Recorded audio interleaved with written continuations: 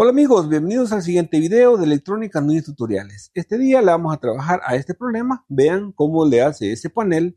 Y los que ya son expertos en esto saben que trabajando a la línea ODD Even o a LC1 y LC2 se sabe resolver este problema. Sin embargo, acá ya le trabajaron en esa sección. ¿Ok? Ya han inyectado directo VGH y VGL y el problema persiste.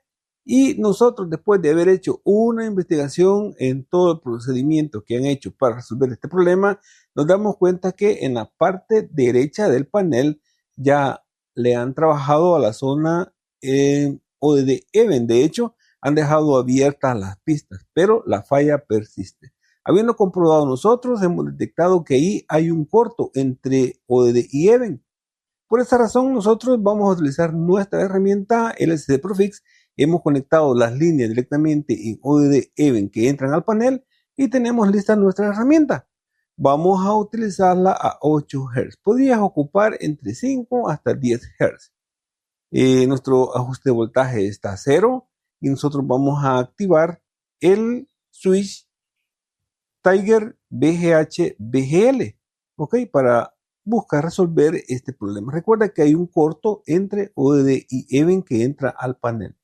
Vamos a hacer la primera sesión de 5 voltios y después verificamos si el corto ha desaparecido.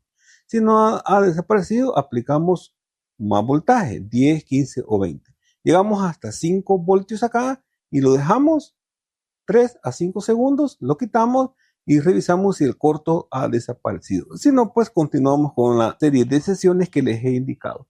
Y acá, amigos, nosotros únicamente con haber aplicado 5 voltios a 10 amperios, el problema se ha resuelto. Ya no tenemos lectura de ohmios entre ODD y Even que entra al panel.